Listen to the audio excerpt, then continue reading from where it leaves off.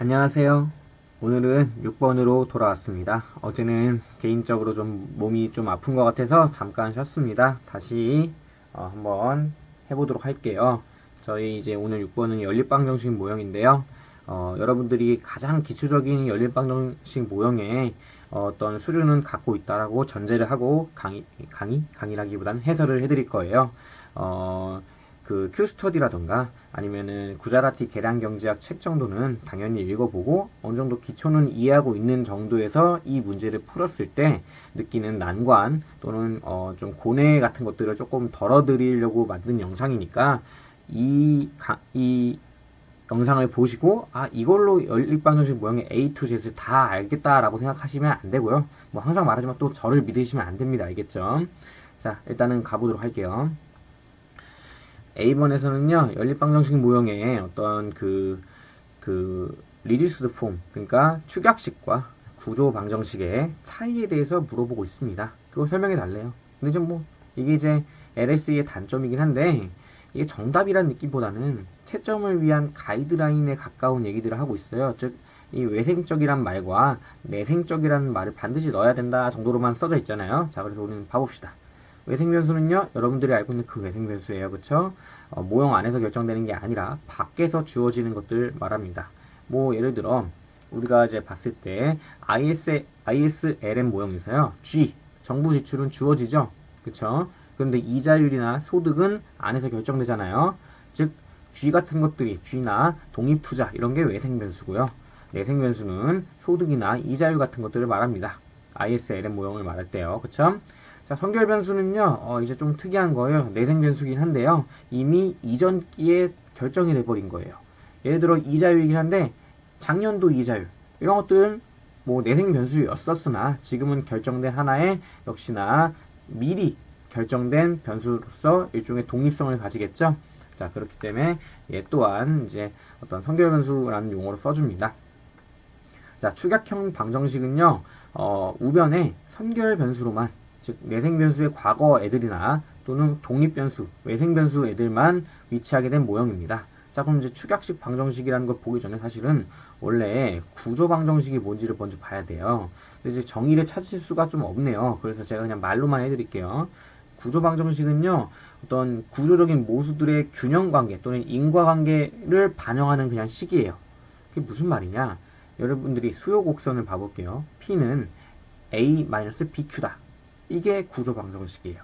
자, 그런데 이때 봐보면요. P는 할 때 P도 역시나 내생변수겠죠? 그 다음에 Q도 내생변수예요. 왜냐면 수요와 공급, 그 생산물 시장에서는요. P와 Q가 동시에 내생변수로서 결정이 되잖아요. 그쵸? 자, 그렇기 때문에 이 경우에는 우변에도 내생변수가 분명히 있었어요. 자, 축약형 방정식이 우변의 선결변수로만 이루어진 애들이라면 구조방정식은요, 모형의 인과관계를 반영하고 있는데, 당연히 그렇기 때문에 우변에 내생변수가 포함이 될 수가 있어요. 이해되시죠? 자, 그럼 둘이 왜 나누고 있는 거냐? 당연히 우리가 알고 싶은 건 구조방정식입니다. 여러분들 수요곡선 알고 싶으면 수요곡선을 계량변수로 추정해야 될 거 아니에요? 그런데 문제는 뭐냐? 우리가 계속 말하지만 내생변수가 있어버리면요, 이게 우리 1번 문제 풀 때도 그랬잖아요. 내생변수로 인해서 오차함과 상관관계가 발생하게 되면 불일치 추정량을 추정하게 되는 문제가 발생한다 했었잖아요. 기억나시죠? 그렇기 때문에 OLS로서 이 연립방정식 모형을 도출할 수가 없다는 거예요. 그러면 이제 그거를 해결하기 위한 방법으로서 우리가 이 내생변수로는 도저히 못 구하니까 축약형 방정식이라는 방법으로 외생변수들을 이용해서 역으로 추산하려고 하는 지금 방법을 쓰려고 하는 겁니다. 일단은 이렇게 이해하시면 좀 되시겠죠. 구체적인 건 좀 이따 한번 봐보도록 할게요. 자, 2번 문제입니다. 2번 문제는요, 역시나 말로 푸는 문제이기 때문에 가볍게만 설명하고 넘어갈게요. 이 earning function, 뭐, 소득 함수라고 해야 될까요? 아니면 뭐, 시간당 임금 함수라고 해야 될까요? 뭐, 이거랑, 이 earning function인데, 구체적으로 이제 시간당 임금이라 나와 있네요. 그쵸? 이거를 이제 dependent variable, 즉, 종속 변수에 놓는데요. 그럼 당연히 얘는 내생 변수가 되겠죠. 얘랑, 그 다음에 이제 뭐, 여러 가지 특징들, 뭐, 공부한 기간이라던가, 뭐 인지 능력이라던가 뭐 일한 경력이라던가 이런 것들이요 설명 변수로 있대요. 자, 그럼 이제 봐볼게요. 이러한 이러한 시에서 어떤 게 이러한 식이 리듀스드 폼으로 보일 수 있느냐 없느냐를 물어보고 있네요. 그쵸? 자, 중요한 건 뭐예요? 우변에 놓아져 있는 이 여러 가지 이 워크 익스페리언스라든가 이런 애들이 다 선결 변수인지만 확인해 주면 됩니다. 그럼 이게 선결 변수인지 아닌지 여부는 여러분들이 어떻게 가정을 하느냐에 따라 다르겠죠. 이해되시죠? 자, 그래서 뭐 답에는요, 이 정도로 가이드라인이 나와 있으니까 참고만 하시면 될 것 같아요. 자, 여러 가지 뭐 포인트 오브 뷰가 있을 것이다 라고 얘기를 해주고 있죠. 그래서 만약에 서플라이 커브가 일반적인 서플라이 커브에서는요, 얘네들은요, 그 선결 변수라고 볼 수 있기 때문에, 왜냐면은 일반적인 노동시장에서는요, 노동 임금과 노동 공급 또는 노동 수요, 이런 애들이 내생 변수잖아요. 나머지 애들은 다 외생 변수고. 근데 여기는 이제 뭐 임금이 우변에 있다고, 좌변에 있다고 했으니까, 이제 우변에 있는 얘네들 같은 경우는 외생 변수 또는 선결 변수라고 볼 수 있겠죠. 그래서 이제 뭐 그런 측면에서는 일반적인 레이버 마켓에서는 리듀스드 폼이 맞다. 그런데 만약에 서플라이가 비탄력적이라는 건 이렇게 수직으로 일어나 있는 공급 곡선을 말하는 거겠죠. 그쵸? 자, 이런 경우에는요, 이때는 우리가 좀 제가 뭐 역시나 또 설명을 안 하려 했는데 하다 보면 하게 되네요. 자, 이렇게 L이 아니라 노동과 그다음에 임금 함수에서 이 서플라이 커브가 이렇게 수직을 섰다는 건 이 W가 여기서는 내생 변수가 아니라는 거잖아요. 그렇죠? 영향을 안 받는다는 거니까. 그런 경우에는 다른 내생 변수가 있을 수도 있어요. 그 중에서는 얘네들 같은 애들이 내생 변수가 될 수도 있겠죠. 그렇죠? 그때는 또 뭐 스트럭처럴 이퀘이션일 수도 있다. 뭐 이 정도로 그냥 여러 가지 썰 푸시는 얘기니까요. 참고만 하시면 될 것 같습니다. 제 목적은 뭐 이런 걸 설명하는 게 아니고요. 넘어갈게요. 자, B번부터 제대로 된 이제 계산 문제가 나오기 시작합니다. 자, 여기 봐볼게요. 가장 대표적인 문제를 낸 건데요. 수요 곡선이 있고요. 공급 곡선이 있어요. 자, 내생 변수겠죠? 이것도 역시나 내생 변수겠죠? 너도 내생 변수, 너도 내생 변수예요. 그쵸? 하지만 외생이겠죠. 다만 이건 제가 아직 확인하지 않고 제 맘대로 제 배경 지식을 가지고 얘기한 거고요. 실제로 한번 문제를 봐보긴 해야겠죠. 자, 그래서 이제 문제에서 뭐라고 하고 있냐면요. 뭐 쭉 설명을 이제 하고 있고요. 그래서 이제 이 알파2가 요 놈을 지금 우리가 요 놈을 추정하려고 하고 있네요. 알파2가 불일치 추정량이라는 거 아까 제가 말했죠. 내생성이 발생하면 불일치 추정량이 된다. 뭐 이런 얘기 했었잖아요. 그렇죠? 그럼 한번 증명해 보래요. 구체적으로 증명해야 되기 때문에 수식을 한번 쭉 봐봅시다.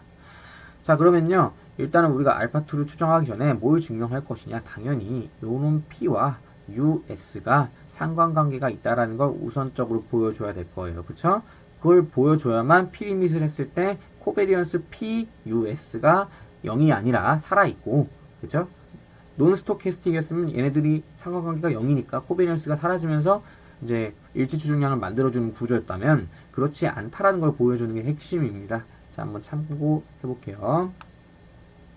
자, 밑에 봐볼게요. 자, P는 이렇게 정리가 되어 있죠? P는 이렇게 지금 정리가 되어 있는데요. 이것들은 뭐냐면 Q와 S가 같다라는 전제하에, 그쵸? Q와 S가 같다라는 전제하에 P로 정리한 겁니다. 자, 여기 우변에 뭐가 있는지 봐볼게요. 뭐 이런 개수들 빼고 Y, POP.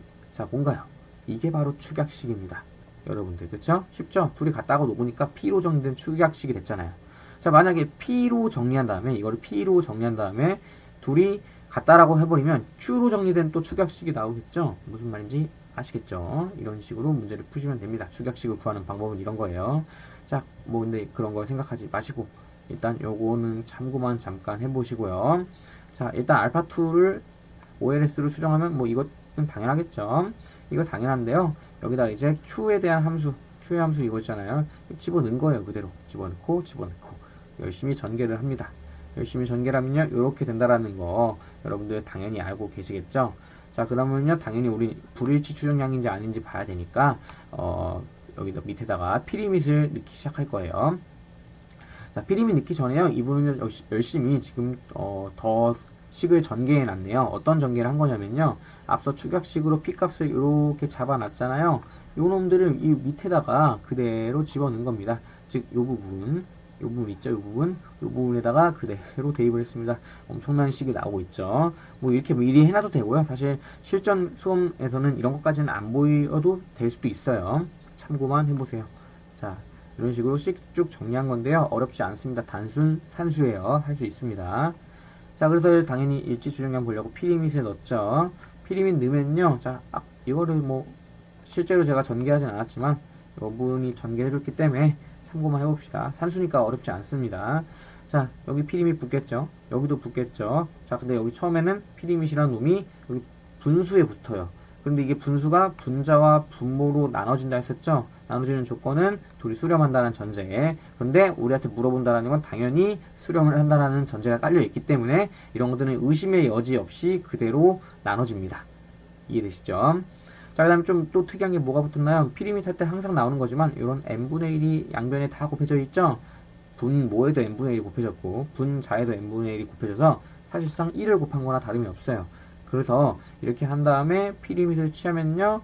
자연스럽게 찢어지면서 코베리언스 YUS, 코베리언스 POPUS 뭐 이런 식으로 주르륵 나옵니다. 어렵지 않죠? 자, 그런데요. Y는요. 아까 전에 말했지만 선결 변수였어요. 또는 뭐 외생 변수였어요. 그러니까 얘랑 US랑 상관관계가 당연히 없겠죠. 숫자라고 생각하시면 돼요. 뭐 3이라는 숫자가 있는데 그게 US랑 무슨 상관이 있겠어요. 그쵸? 자, BOP도요. 0이겠죠. 요 놈도 아까 전에 이제 IID 그쵸? 서로 독립이라는 얘기가 전제가 문제에서 나왔기 때문에 0입니다. 자, 그래서 남으니까 요 놈과 요 놈만 살아남게 되고 요렇게 나오게 됩니다. 자, 뭘까요? 알파2 OLS에다가 피리밋을 했는데 이게 딱 알파2만 나오면 일치 추정량인데 뒤에 꼭다리가 붙었죠? 이 꼭다리 때문에 불일치 추정량입니다. 자, 그 다음에 문제에서 또 뭐라고 했었냐면요. 불일치 추정량인 거 보이고서 라지 샘플 바이어스를 또 구해달라고 하고 있네요. 만약에 불일치 추정량인지 보여라 하면요. 사실 이렇게까지 구체적으로 보일 필요는 없어요. 얘네들이 그냥 이 정도 선에서 멈춘 다음에 요 정도 선에서 멈춘 다음에 야, 이거 여기다 피리밋 취하면 여기 코베리언스 PUS가 나오는데 P와 US가 여기서 봐보면 US가 여기 있지 않느냐 P에. 그러니까 상관관계가 분명히 있을 거다. 그래서 불일치 추정량이다. 이렇게 하고 넘겨도 돼요. 급하시면. 근데 여기서는 그 편의의 방향까지 물어봤기 때문에요. 자, 이걸 보시면서 참고를 하셔야겠죠. 자, 첫 번째 이 부분에 의해서 부호가 영향받을 것 같고요. 이 부분은 항상 양수죠. 그 다음에 두 번째 이 부분도 뭐 항상 양수겠네요. 그렇죠? 제곱이니까. 그럼 이제 얘가 중요하겠네요. 그래서 알파2와 베타2에 있어서 이 편의의 방향이 결정이 된다 정도로 나와 있는 겁니다. 어렵지 않죠? 알파2와 베타2. 자, 근데 여기서 이제 뭐 좀 더 나갔습니다. 이런 것들은 이제 수험생 입장에서는 적극적으로 차용해야겠죠? 뭐냐면, 일반적으로 이게 수요곡선이니까 베타2가 음수겠죠? 공곡곡선이니까 알파2가 양수겠죠? 유추가 되잖아요. 그래서 편의의 방향을 구체적으로 네거티브하다. 이게 이제 음수라는 거. 여기가 양수라고 이제 추정을 하고 있는 거죠. 이런 것들이 구체적으로 나오는 겁니다. 엄청나게 멋있는 답이지만요. 뭐 이런 것들은 사실 제 도움이 없어도 하실 수 있지 않을까 싶긴 한데 그래도 한번 설명해 봤습니다. 누군가는 도움 받겠죠. 뭐 누굴까요? 자, 가볼게요. 자, 2번 문제 나왔습니다. B-2번 문제예요. 자, 식을 이제 좀 편하게 보라고요. 위에다 이렇게 붙여놨어요. 참고하시면서 이제 볼게요. 자, 콘시스턴트 에스티메이터가 이제 알파2라는 놈이 알파2의 일치 추정량이요. 얻어진대요. 뭐 언제? 당연히 또 도구 변수가 나오겠죠. 내생성을 해결하기 위해서는 도구 변수가 이제 구원자로 나타나는 거고요. 이제 그쵸? 프록시라는 건 도구 변수랑 다르다 했었죠. 그 추정량 자료가 좀 불확실하거나 이랬을 때 나타나는 거라 했었어요. 아니면 아예 자료가 없거나. 자, 그래서 이제 도구 변수 추정법 저번에 어떤 건지 설명했고 그래서 OLS랑 조금 다르죠. 그쵸? OLS랑 다르니까 그 상태로 또 Q에다가 그대로 대입하시고 쭉쭉 전개하신 다음에 피리밋 하시면요. 당연히 뭐 또 아시겠지만 물론 도구 변수를 여기서는 지금 Y라는 놈으로 쓴 겁니다. 자, 근데 여기서 좀 잠깐만 가볼게요. Y가 요 놈이죠. 외생 변수를 도구 변수로 썼어요. 이런 식으로 마음대로 써도 되냐? 이게 쓸 수 있어요. 왜냐면 우리가 원래는 P를 해야 되잖아요. 근데 왜 갑자기 Y를 도구 변수로 썼냐? 여기 위로 쭉 올라가 보면요. 우리 아까 정리된 게 있었어요. 자, 제가 이것도 준비가 이런 부분에서 미흡해지네요. 자, 얘를 좀 계속 설명해야 될 것 같으니까. 자, 여기 봐볼게요. P에 대한 정리식이 이렇게 있었단 말이에요. P에 대한 정리식이 있었는데요. 이렇게 있네요. 자, P가요. 누구랑 상관관계가 있을까요? Y랑도 있고요. POP랑도 있겠죠. 그러니까 Y랑 P랑은 상관관계가 있고요. 그쵸? 동시에 P랑 Y랑 US는요, 상관관계가 없어요. 왜 없을까요? 얘는 외생변수잖아요. 그쵸? 외생변수니까 이런 오차항들이랑 무슨 상관이 있겠어요. 그쵸? 자, 그러니까 도구변수의 일반적인 특성을 그대로 갖고 있는 놈입니다. 그쵸? 오차항과는 아무런 상관관계가 없고, 내가 도구변수를 이렇게 활용하려고 했던 변수랑 상관관계가 있어야겠죠. 그래서 이렇게 정리가 되고요. 또 P 및 취하면요, 여기는 또 코베리언스가 될 거고, 여기도 코베리언스가 되겠네요. 근데 이 부분이 0일 거 아니에요? 그러니까 스르륵 사라져가지고, 요 놈이 0이어가지고, 그쵸? 스르륵 사라져가지고 알파2가 된다 정도로 아주 쉽게 나올 수 있겠죠. 무슨 말인지 아실 거예요. 다만, 제가 여기서부터 사실 6번을 되게 준비를 조금씩 많이 하려고 했던 이유 중에 하나가요. Q스터디를 공부하신 분들 입장에선 조금 납득이 안 가시는 것들이 있을 거예요. 첫 번째, Q스터디에서는 뭐 그냥 일반적으로 봐보면요. 어떤 식으로 전개가 되냐면요. 문제가 첫 번째 식별을 합니다. 과소 식별인지 적도 식별인지 과대 식별인지를 해요. 과소 식별이면 식별이 안 되죠. 그렇죠? 그리고 적도면은 문제를 어떻게 해결하냐? 당연하게 ILS 간접 최소 자승법으로 문제를 해결하려고 해요. 그다음 동시에 과다 식별이면 어떻게 하냐? 2SLS를 쓰겠죠. 그렇죠? 그렇게 하는 식으로 문제가 자연스럽게 구조화가 돼 있었는데 여기서는요. 그런 과정이 없어요. 그렇죠? 그런 것들을 잘 인지를 하셔야 돼요. 그냥 바로 도구 변수를 썼어요. 이게 Q스터디와 LS의 좀 차이입니다. 여러분들이 두 가지를 모두 염두에 두셔야 돼요. 즉, 또 이렇게 생각하시면 돼요. 연립방정식 모형에서 문제를 해결하는 방법이 식별이 되면은 ILS나 2SLS밖에 없는 줄 알았더니 도구 변수로 그냥 해도 되네. 맞습니다. 그쵸? 그리고 제가 또 구체적으로 설명하겠지만 그놈들이 사실은 결국엔 도구 변수 추정법이랑 다를 바가 없는 애들이에요. 물론 조금씩 다른 부분이 있지만, 그쵸? 자, 일단 도구 변수로 문제를 해결했다는 걸 보고요. 제가 좀 첨언을 좀 해드릴게요. 지금 문제에서 식별을 전혀 안 하고 있죠? 식별을 원래는 해야 돼요. 그쵸? 자, 식별을 해야 되는데 위수조건이 이렇게 있습니다. 자, 여러분들 빨리 읽으세요. 열심히 읽으세요. 멈추고 읽으시던지 뭐 읽으시면 됩니다. 자, 결국엔 그냥 요거인지 확인을 해줘야 된다는 건데 막 말이 엄청 길어요. 그쵸? 자, K-K가 n-1이면 적도식별이고요. 그리고 이제 이게 크면은 과다식별이에요. 만약에 작으면 어떻게 될까요? 과소식별이 됩니다. 자, K-K는요, 그냥 이렇게 생각하면 돼요. 내 모형에 없는 성결변수. 그쵸? 내 모형에 없는 성결변수. n-1은 뭐냐? 내 방정식 그 안에 있는 내생변수 빼기 1이에요. 여기는요, 아까 전에 우리가 썼던 요식 잠깐 봐볼게요. 얘를 그대로 끌고 가야 될까요?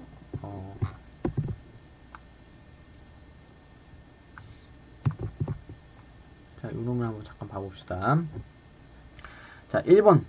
자, 제가 구분을 해드릴게요. 요 놈이 1번이고요. 얘가 2번이에요. 1번식에서는요, 내 모형 외에 있는 외생변수가 몇 개예요? 없죠. 내 모형 밖에 있는, 즉 2번식에 있는 외생변수 없잖아요. 즉 0 빼기 0이 되겠죠. 0, 그쵸? 0이. 자, 제가 좀 말이 더듬더듬 하는데 이 K-K 자체가 결국에 내 모형에 없는 그 성결변수의 수니까 1번식에 없는 성결변수의 수는 없네요. 그렇죠? 빵입니다. 빵. 그럼 여기 봐볼게요. 내 모형에 있는 내생변수의 수가 QD와 P라는 두 개가 있겠죠? 두 개에서 1 빼면 1이죠. 여기는 0이고 여기는 1이에요. 이렇게 됐네요. 그렇죠? 이게 뭐예요? 과소식별입니다. 즉 1번식은요. 추정이 불가능해요. 여기까지 이해되시죠? 자, 여기 2번 봐볼게요. 2번식은요. 자, 내 모형에 없는 성결변수의 수는 하나, 두 개가 있네요. 그렇죠? 자, 반대로 내 모형에 있는 내생변수의 수는 2개 빼기 1이니까 이게 하나겠죠? 자, 이렇게 되네요. 과다식별이 됩니다. 과다식별이니까 자연스럽게 2SLS를 써야겠구나. 이렇게 생각하실 수 있는데요. 여기서는 그렇게 안 풀고 그냥 이렇게 도구변수로 풀어버렸죠. 자, 유심히 봐주세요. 이따 뒤에서 엄청 얘기할 겁니다. 자, 그 다음에 두 번째요. 자, 이렇게 하는 위수 조건은요, 필요 조건이에요. 충분 조건이 아니에요. 그래서 충분 조건이 여기 나와 있습니다. 개수 조건이. 다만 이건 아주 간략하게 설명할게요. 왜냐면 첫 번째로 제가 수험적으로 계량경제 문제를 그렇게 뭐 적게 풀었다고 생각은 하지 않는데, 그래도 풀만큼은 풀었었는데 개수 조건이 문제로 나온 걸 본 적이 별로 없어요. 거의 없었던 것 같은데요. 그쵸? 그 다음에 두 번째로 또 이런 랭크라는 개념 자체가 또 일반적인 문과생들한테는 좀 낯선 개념이기 때문에 저도 그냥 간략하게 설명 한번 해보겠습니다. 자, 식이 이렇게 일단 멈춰놓고 여기 또 열심히 읽어보세요. 핵심은 이겁니다. m개의 내생 변수가 있을 때 n-1 곱하기 n-1 행렬이 존재하느냐. 행렬식 값이 0이 아닌. 그쵸? 랭크가 n-1개라는 말인데 뭐 이런 것들을 구할 수 있느냐. 행렬식이 뭐냐면요. 2차 행렬에서는 여러분들이 알고 있던 옛날에 AD-BC 그놈 말하는 겁니다. 기억나시나요? 역행렬 구할 때 열심히 외웠던 AD-BC. 자, 그놈이 0이 아니라는 걸 물어보는 건데요. 물론 여러분들은 금감원이나 일반적인 금공을 준비할 때 뭐 이런 것까지 당연히 안 보시겠죠. 한국은행 준비하시는 분들은 뭐 벡터 배우시면서 3 곱하기 3 행렬도 다 하시니까 그렇다는 전제하에 문제를 한번 풀어보도록 할게요. 자, 이거 기억식을요, 이런 식으로 쭉 한번 나열을 해보는 거예요. 한쪽으로 쭉 넘겨서 정리한 거예요. 그래서 1부분이 뭐냐? 상수 부분 말하는 거예요. 마이너스 베타가 됐죠? 넘어왔으니까. Q 부분은요, 여기 1. 그쵸? 이런 식으로 주르륵 쓰시면 됩니다. 이해되시죠? 자, 아까 전에 니은 부분이 과대식별이었잖아요. 그쵸? 과대식별이었는데 진짜 그런지 한번 확인 한번 해봅시다. 왜냐면 미수 조건은 충분 조건이 아니라 필요 조건이기 때문에 미수 조건을 만족시키면서도 알고 보니까 식별이 안 되는 경우가 나타날 수가 있어요. 이해되시죠? 자, 그렇기 때문에 확인 한번 해줘야 돼요. 자, 그런데요, 여기 봐보면요, 여기 문제가 뭐라 되어 있냐면요, 이 니은식을 지금 식별을 하려고 하는데요, 나한테는 포함이 안 돼 있어요. 그럼 누구예요? 요 놈이랑 요 놈이잖아요. 그렇죠? 두 개가 이렇게 있죠? 그런 애들 두 개의 개수를 가지고 나서 지금 내생변수가 몇 개냐면 두 개겠죠? m개 내생변수 중에, 그죠? 두 개의 내생변수 중에 2 빼기 1, 2 빼기 1 뭐예요? 1 곱하기 1 행렬의 행렬식이 이제 0이 아닐 수 있냐? 뭐 이런 걸 물어보고 있는 겁니다. 그럼 이제 문제는 뭐냐면 할 수 있을 때이기 때문에 그냥 그런 행렬 만들기만 하면 돼요. 이건 좀 쉬워요. 예를 들어 나 이걸로만 행렬 만들래. 마이너스 베타 3 행렬. 그럼 베타 3가 0만 아니면 이게 행렬식 0이 아니겠죠. 1 곱하기 1 행렬은요, 그냥 얘의 존재 자체가 행렬식인 거예요. 어떻게 보면. 그쵸? 이런 식으로 되기 때문에 너는 야 식별이 된다 야 이렇게 말할 수 있습니다. 자, 개수 조건은요 좀 특징인 게 뭐냐면요, 얘가 과대 그 식별인지 과다 식별인지 적도 식별인지는 구분을 못 해줘요. 그냥 식별이 될 수 있는지 없는지만 보여줍니다. 자, 오늘은 조금만 대충 얘기하고 넘어갈게요. 이렇게 나중에 좀 더 자세하게 보여드리도록 하겠습니다. 물론 개수 조건은 그냥 넘기셔도 돼요. 그렇지만 뭐 누군가는 도움이 필요할 테니까 얘기를 한번 해봅니다. 자, 이렇게 식별을 하고요. 그 다음에 이제 과다 식별이라는 걸 인지하고 나서 이렇게 도구 변수로 푼 겁니다. 이해되시죠? 자, 그 다음에 3번 문제 왔더니 이제 진짜 시작입니다. 제 오늘 이 영상을 찍은 모든 핵심은요, 사실 이거를 좀 더 얘기해주고 싶어서예요. 자, 그래서 일단 밑에를 잠깐 보고 봅시다. 자, 적도 식별된 방정식, 아까 적도 식별된 경우 있었죠. 보통 이 경우에는 간접 최소 자승법을 쓴다고 했었어요. 그쵸? 자, 말이 어려운데, 자, 이거 멈추시고 한번 쭉 정독해 보세요. 제가 설명하지는 않을게요. 자, 축약식을 이용하는 식입니다. 자, 이러한 식이 있다고 쳐볼게요. 이렇게 복잡한 식이 있죠. 자, 우리는 이게 이 식에 대해서 고민하지 말고 그냥 식을 한번 쭉 따라가 볼게요. 기억에서 디귿을 뺐더니 이렇게 됐대요. 그쵸? 그래서 어쩌고저쩌고 해가지고 미음을 이렇게 식을 만들어냈대요. 재밌네 이러면서 보시면 되겠죠. 뭐 한 걸까요? 축약식을 만들어준 거겠죠. 아, 그러니까 P로 정리된 축약식을 만들면 이런 모양이 사실 나오는 거구나. 근데 이때 얘는 내생성 문제가 없는 외생변수니까 이거 OLS로 추정할 수 있어요, 없어요? 당연히 추정 가능하겠죠. 이해되시죠? 추정하면은 나오겠죠. 이걸 파이 제로, 파이 1이라 하면 또 그 다음에 이제 Q로 또 한번 정리해 본 거예요. 그래서 열심히 Q로 쭉 정리하면 이렇게 되겠죠. 이건 그냥 단순 산수니까. 그쵸? 또 이거를 파이 2, 파이 3라 한대요. 자, 우리는 실제로 뭘 할 거냐? 이 축약식들을 OS로 추정할 거예요. 자, 추정하는데 할 수 있을까요? 없을까요? 당연히 있죠. 왜냐? 내생성 문제가 발생하지 않는 외생 변수 또는 선결 변수로만 이루어진 식이잖아요, 우변이. 그러니까 내생성 문제가 없고 논 스토캐스틱 하니까 그런 얘랑 오차항 사이에 아무런 관계가 없단 말이에요. 얘도 그렇고. 그래서 추정이 가능해요. 추정 가능하면요, 요게 숫자로 툭 튀어나오겠죠. 또 요게 숫자로 얘는 숫자가 아니라 잔차항으로 나오고, 얘는 숫자로 또 툭 튀어나오고, 여기도 튀어나오고, 여기도 튀어나올 거 아니에요. 그쵸? 자, 그런데 우리는 실제로 이 식을 알고 싶었던 거예요? 아니에요. 이 식이 알고 싶은 게 아니라 요 식들이 알고 싶단 말이에요. 예를 들어 내가 여기서는 베타 1이 알고 싶습니다. 베타 1이 알고 싶습니다 하면 어떻게 하면 될까요? 자, 이렇게 돌려가지고 알아낸 요놈과 이렇게 돌려가지고 알아낸 요놈 있잖아요. 여기서 이걸 딱 나눠주면 뭐가 나올까요? 베타 1이 뚝 하고 튀어나오네요. 그쵸? 이런 식으로 푸는 겁니다. 이해되시죠? 이래서 간접적으로 돌려서 푼다고 해서 간접 최소 자승법이라고 해요. 이렇게 해도 문제가 없습니까? 없습니다. 왜냐면 요 놈들이요 일치 추정량이잖아요. 일치 추정량이라는 건 뭐냐면 결국 실제 모수인 알파1과 베타1, 알파2로 이루어진 이 식과 정말 일치하게 간다는 거예요. n이 커질 때 확률적으로. 그쵸? 그렇기 때문에요 얘네들을 다시 재조립해가지고 베타1을 역추산을 하더라도 이런 식으로 역추산을 하더라도 여전히 이 베타1의 일치 추정량이 된다는 거예요. 자, 이게 간접 최소 자승법입니다. 제가 왜 설명하는지에 대해서는 뭐 그냥 가볍게만 보시고 이따가 얘기를 해드릴게요. 자, 그 다음에 과다식별할 때는요 최소 자승법으로 푸시면 문제가 생겨요. 뭐 큐스터디나 뭐 책 보신 분들은 알 테니까 넘어갈게요. 그래서요 2SLS라는 걸 합니다. 그래서 뭐라고 하냐면요 이게 딱 이렇게 돼 있죠. 자, OLS를 적용할 수 있나 이게 안 된다고 하죠. 불일치 추정량 된다. 자, 도구 변수라는 걸 활용하게 되는데요. 자, 우리가 알고 있는 그 도구 변수가 아닙니다. 좀 특이합니다. PT를 이렇게 놨어요. 또 역시나 축약식이죠. 축약식을 한다면요. 중요한 건 뭐냐면 PT 햇을 추정해요. 이게 무슨 소리냐? 자, 봐봐요. 여러분들 식이 이렇게 있죠. 구조방정식일까요? 아닐까요? 구조방정식이 아니에요. 왜냐? 여기가 P면은 이게 없어지면 이 햇 부분이 없어지고 P면은 구조방정식이겠죠. 근데 P와 P햇은 본질적으로 달라요. 그렇죠? P와 P햇은 달라요. 여러분들 이해되시죠? 자, 그렇기 때문에 P햇은 내가 추정한 거고 P는 실제로 있는 모수고, 그쵸? 그래가지고요, 이 P햇을 추정한다면 이 P햇을 도구 변수로 사용해가지고 OLS를 돌리는 겁니다. 이 P햇이랑 오창이랑 상관관계가 있을까요? 없을까요? 지금 빨리 여기 뭐 정독해보면 나오겠지만요, 상관관계가 없습니다. 전혀. 그러니까 여기서도 얘도 외생 변수인 거예요. 그쵸? 외생 변수라고 해야 되나요? 성결 변수라고 볼 수 있겠죠? 자, 그래서 불일치 추정량이 안 나옵니다. 자, 여기서 좀 특징인 건 뭘까요? 여기서 여러분들이 미묘하게 큐스터디랑 LS랑 좀 다르다. 분명히 얘가 도구 변수라 했는데요. 도구 변수 추정법인 좀 아까 말했던 그런 특수한 법이 아니라 그냥 OLS를 돌린대요. 그쵸? 그냥 OLS 돌려도 사실 문제는 없어요. 얘가 이미 외생적이기 때문에 굳이 도구 변수 추정법을 안 써도 되는 겁니다. 무슨 말인지 아시겠죠? 자, 큐스터디는 뭐 이렇게 설명하고 있어요. 자, 머릿속에 이걸 다 박아두신 상태로 자, 이 문제를 봐보도록 합시다. 자, 참고로요. 아까 전에 그 식이요.